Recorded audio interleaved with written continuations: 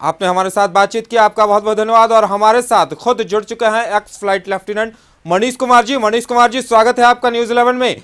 मनीष जी, जानना चाहेंगे आप सर्वोच्च सदन यानी कि राज्यसभा क्यों जाना चाहते हैं?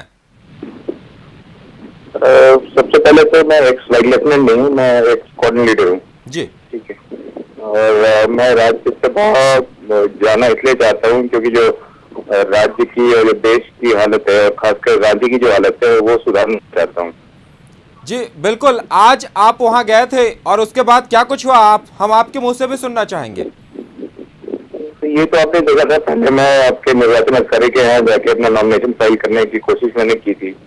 तो मुझे कुछ नॉमिनेशन पेपर में कुछ डाउट था, वो उनसे पूछने की कोशिश की कि जो मैं भर रहा हूँ सही भर रहा हूँ या नहीं। तो उन्होंने ये कहा कि ये जगह नहीं है, आप पहले भर के आइए और फिर यहाँ पे आके अपना नॉमिनेशन पेपर फाइल कीजिए। तो फिर मैं उनके ऑफिस से निकल के मैं बाहर की कुर्सियों में बैठ के भर रहा था, तो उन्होंने वहां से भी हमें निकाल दिया। बोला कि आप यहाँ से गेट से बाहर जाके भरिए और आपके पास कोई भी विधायक नहीं है आपको सपोर्ट करने के लिए।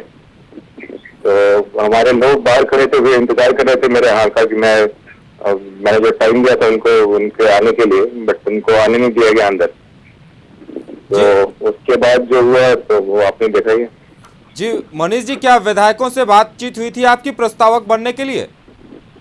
हाँ, हमारे जो एक सर्विसमैन एसोसिएशन के जो अधिकारी हैं उन्होंने बात की हुई थी कुछ विधायकों से जो तैयार थे मुझे समर्थन देने को।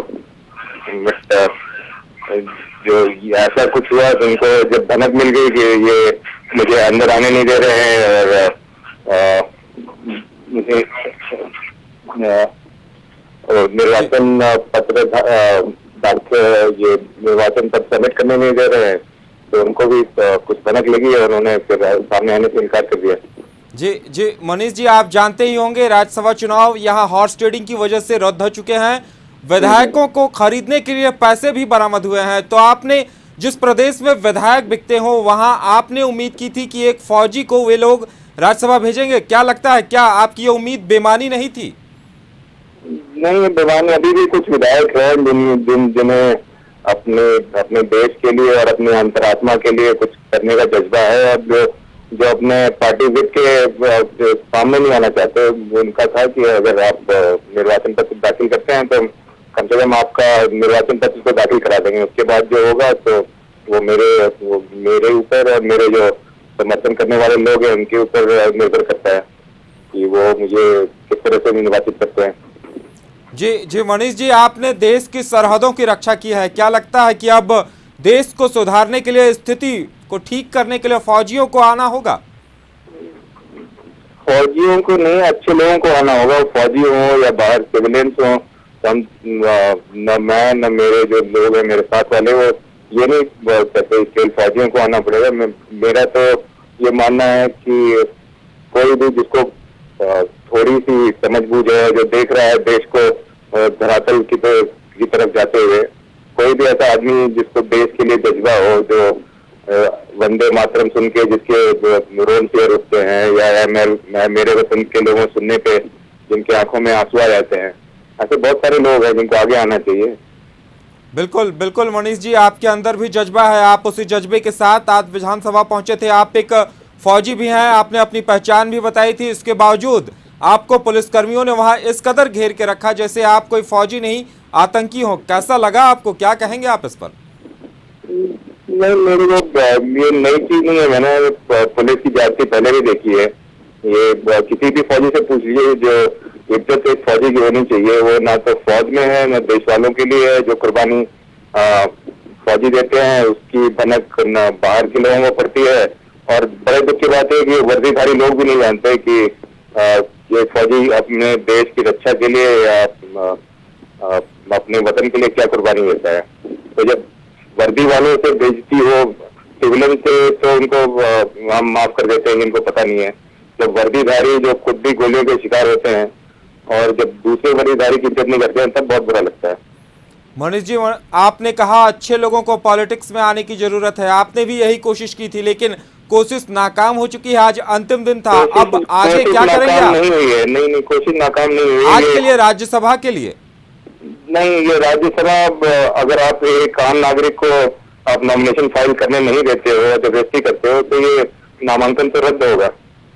तो ये जो 3 लोगों ने या 4 लोगों ने नामांकन पत्र दाखिल किए हैं और आप एक आम नागरिक को आप अगर नामांकन पत्र दाखिल नहीं करने देते हो तो ये तो मेरे लॉयर के हिसाब से ये तो नामांकन ये तो रद्द हो चुका है। तो फिर से नामांकन पत्र दाखिल होंगे और मेरे पूरा विश्वास है कि मैं राज्यसभा में मनोनीत होऊंगा। जी मनीष जी, तो क्या अब ये जो प्रक्रिया है, जिस प्रक्रिया की वजह से आज आपको बाहर किया गया, आप इस प्रक्रिया को चुनौती देंगे? हाँ, उसमें कोई शक नहीं होना चाहिए। ये तो कोई भी बला आदमी यही करेगा कि आपकी अगर जो बेइज्जती हुई, जो आपका हक है, आपका हक अगर आपसे मारा जाए तो जैसे गांधी जी ने कहा था, अत्याचार करना से बड़ा जुर्म अत्याचार सहना है। तो अगर मैं इसे चुपचाप सह लेता हूँ तो लोग क्या मिसाल देंगे कि एक फौजी की इतनी बेइज्जती हुई, जबकि एसपी साहब हमारे जो पिताजी जो रिटायर्ड डिप्टी जज है उनको कहा कि अपने बेटे को अगर देखना है तो आके यहाँ थाने में आके मिलिए और इसको ले जाइए। मैंने वही पूछा एसपी साहब से कि मेरा जुर्म क्या है कि नामांकन पत्र दाखिल करना जुर्म कब से हो गया है। तो मेरे पिताजी हार्ट पेशेंट है, my mother is heart patient, और उनको जो आज जो सहना पड़ा है केवल इसलिए कि उनका बेटा नामांकन पत्र दाखिल करने गया था, और पूरा मेरा खानदान आज छितर-बितर हो गया है। जी बिल्कुल मनीष जी, आपने एक किताब भी लिखी है ऑफ द कंट्रोल, तो क्या लगता है यहाँ किसका कंट्रोल है, क्या कहेंगे आप? दोबारा कहिए, समझ नहीं पाया। जी, आपने एक किताब भी लिखी है I hope the control. I have the control. जी, क्या लगता है आज की व्यवस्था में यहाँ पर किसका कंट्रोल है, क्या वो उचित है? नहीं, जिसका भी कंट्रोल है, व्यवस्था तो रिमोट कंट्रोल पे चल रही है, तो सब कुछ जग जाहिर है। तो वही दोबारा ये कंट्रोल अब जनता के हाथ में आ जाए, जितनी जल्दी आ जाए उतना बढ़िया है। नहीं तो जितना देर होगा जनता उतनी बेरहमी से कंट्रोल वापस लेगी, तो लोगों को पसंद शायद नहीं है। चलिए मनीष जी, हम दुआ करेंगे आप अपने मकसद में कामयाब हो। हमारे साथ जुड़ने के लिए, बातचीत करने के लिए आपका बहुत बहुत धन्यवाद। ये थे मनीष कुमार, एक फौजी जो इस जज्बे के साथ राज्यसभा पहुंचे थे कि उन्हें लगता था कि अब अच्छे लोगों को पॉलिटिक्स में आने की जरूरत है, राज्यसभा पहुंचने की जरूरत है। हम बात करेंगे एक बार फिर से हमारे संवाददाता राकेश से। जी राकेश, आपने उनकी बातों को सुना, उन्होंने कंट्रोल की भी बात कही और ये भी कहा कि जो प्रक्रिया है उन्हें दुख हुआ है, उन्हें अपमानित किया गया है, उन्हें थाने में बुलाकर बैठाया गया है। क्या लगता है, क्या कहेंगे आप राकेश जी इस पर? देखिए, मनीष कुमार के साथ जो कुछ हुआ वो तो दुर्भाग्यपूर्ण कहा जा सकता है, लेकिन फिलहाल एक बात सामने आया है कि आम आदमी भी अब सोचने लगा है। एक जो सामान्य आदमी या फिर जो इस तरह के लोग हैं जो देश सेवा करके यहाँ पहुँचे हुए हैं या फिर अपने समाज और देश की बात करते हैं, वे लोग भी राजनीति में आने की कोशिश कर रहे हैं। और उन्होंने साफ तौर पर बातचीत के दौरान कहा था कि अगले चुनाव में हो सकता है कि वो लोकसभा चुनाव हो या फिर विधानसभा के चुनाव हो, उस समय हो सकता है कि प्रत्याशी के रूप में खड़े होंगे। और निश्चित तौर पर ऐसे लोगों को आना चाहिए जो देश सेवा कर चुके हैं या समाज सेवा कर रहे हैं या फिर देश के लिए सचमुच सोच रहे हैं। जी बिल्कुल राकेश जी, क्या लगता है आपको, इस तरह के लोगों को आने की जरूरत है? अब जाहिर सी बात है कि जो लोग ऐसे लोग अगर सामने आएंगे तो ये भ्रष्टाचार वाली जो बात आती है, लगातार पैसों का लेन देन करने की बात आती है, वो सारी चीज़ें बंद हो सकती हैं। और ऐसे लोग जब सामने आएंगे तो सचमुच यहाँ का काम हो पाएगा, यहाँ के लोगों को फ़ायदा हो पाएगा, विकास का राह तेज हो पाएगा। और साफ तौर पर यहाँ पर देखने को मिल रहा है राज्य में खास करके कि ऐसे लोगों की सख्त ज़रूरत है और ऐसे सभी लोगों को आगे आकर राजनीति में आना चाहिए और लोकसभा हो, विधानसभा हो या किसी भी तरह का चुनाव हो, उसमें बढ़ चढ़ कर हिस्सा लेना चाहिए। जी चलिए राकेश जी, हमारे साथ जुड़ने के लिए, बातचीत करने के लिए आपका बहुत बहुत धन्यवाद। ये तो हमारे संवाददाता राकेश, जिनका भी कहना था कि ऐसे लोगों को आना चाहिए।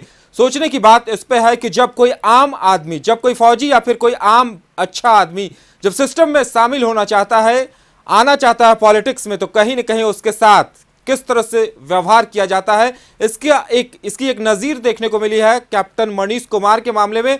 किस तरह से उन्हें अपमानित किया गया है, थाने में ले जाकर बैठाया गया है, जो कहीं न कहीं सोचने पे मजबूर करता है कि आखिर ये कैसी व्यवस्था है और ये क्या हुआ। लेकिन कुल मिलाकर कहा जा सकता है कि जरूरत है ऐसे लोगों की जो मुख्यधारा की राजनीति में आए और राजनीति को एक नई दिशा दें। और इसके साथ ही आज की हमारी टॉप स्टोरी में इतना ही। मुझे दीजिए इजाजत और आप देखते रहिए न्यूज़ 11। नमस्कार।